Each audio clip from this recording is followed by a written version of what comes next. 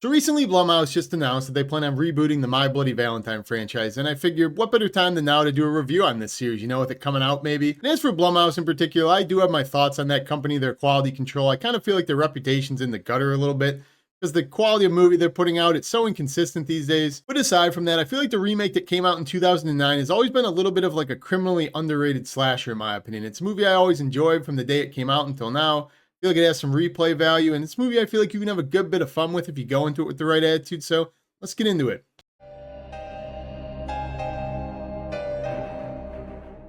So My Bloody Valentine 2009 is a remake of a movie by the same title in 1981. It was a low-budget Canadian slasher film, and to its core, it is a traditional slasher film. And a big claim to fame to this movie that actually makes it stand out is the fact that it was made in 3D, and I think it was even titled My Bloody Valentine 3D at the time when it came out. It was kind of unique because at the time it was the first rated R movie to come out in 3D, be like a slasher in that, where they were using a lot of effects. You even see it throughout the movie. If you rewatch it today, you can tell what was intended to be 3D. But to its core, what this movie is about is it is a slasher whodunit, and it takes place on Valentine's Day in this rural mining town. You have this miner named Harry Warden. He's gone insane. He's carving people's chests out with a mining pickaxe.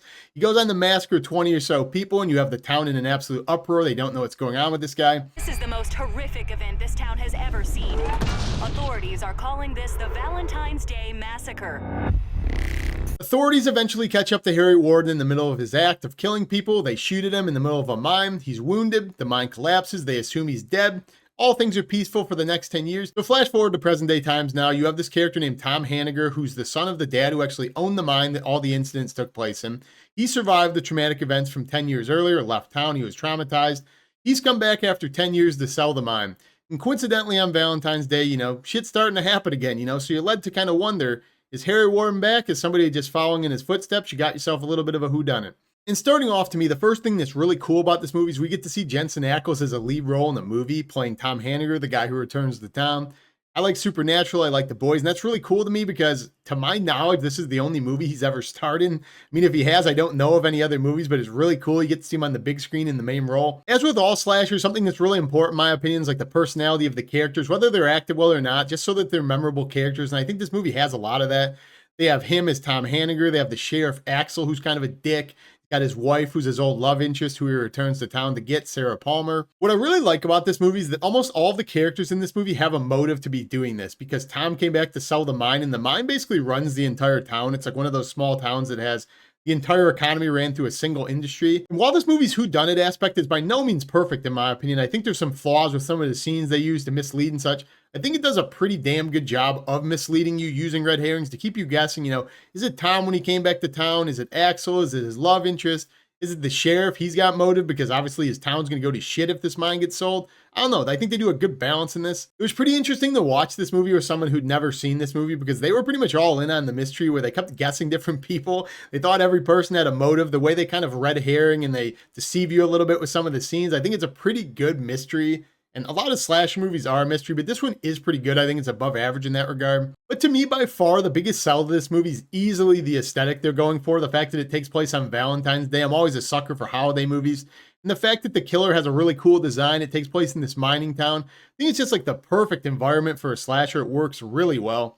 At least for me personally, I've always absolutely loved the killer's costume design and the set design in these movies, of having this giant guy in a mining outfit with a mining helmet and a pickaxe as a weapon. It just works so well in the slasher, in my opinion. It's easily one of the most iconic costume choices, in my opinion, for a killer in these movies. And for me, I also really like the fact that they make this guy intimidating when he is on screen. Like, there's a lot of slasher movies with tropes where you have characters who get away, like the killer can't seem to do anything, he stumbles.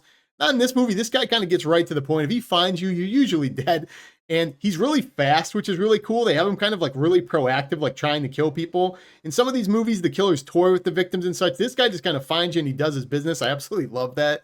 And whenever you're dealing with a slasher movie and you do get the killer's design down pat, the next thing you need to nail is the environment. And I really like the environment of this movie. I mean, a lot of it takes place in this small town mine. And I think a mine in general is like the perfect environment for a killer to be on the loose.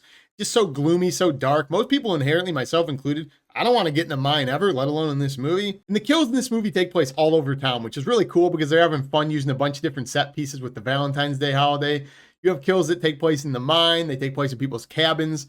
you know, people's homes, a supermarket. You have one in a hotel that's one of the most iconic nude scenes ever, in my opinion. And when you do get into the kills of this movie, I have a whole lot of fun with the kills in this movie. I mean, some people might have a problem with some of the fact that it's CGI for some of the kills because this movie was 3D when it came out, but I have a whole hell of a lot of fun with the kills in this movie. I think they're super creative. In my opinion, what really makes the deaths and the kills in this movie hold up over time and be so much fun is the amount of fun that the director was having with a guy in a mining suit and the pickaxe and the Valentine's Day theme he's blended together for some of the kills. And when you blend that creativity with the fact that this movie did come out in 3D, you get some really iconic scenes, in my opinion, especially to go back and watch and see how they were made in 3D even without the 3D goggles on. You just get some really cool scenes in this one with like a girl hiding behind a bed mattress and a mining pickaxe poking at you through the spokes in 3D coming at the screen. You have one of the opening scenes where they're all trying to get away from Harry Warden in a truck and he picks up a mining pickaxe and throws it at the screen. It's just spiraling at you in 3D towards you. Or the scene where he basically plants his pickaxe into the ground and curb stomps a guy through it. I mean, it's absolutely disgusting but awesome at the same time. I don't know, all of us scary movie fans are obviously wackos or something, but to me there's just something so badass and fun about this guy killing people and then carving open their chest with a mining pickaxe and leaving their hearts in Valentine's Day boxes writing "Be Mine" to people.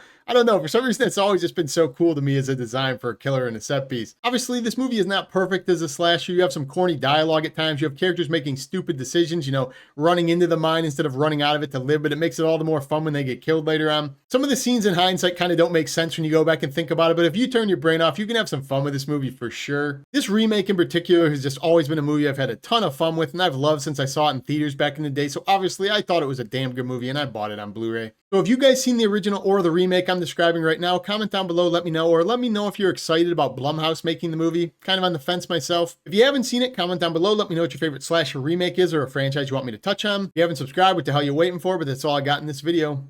Peace.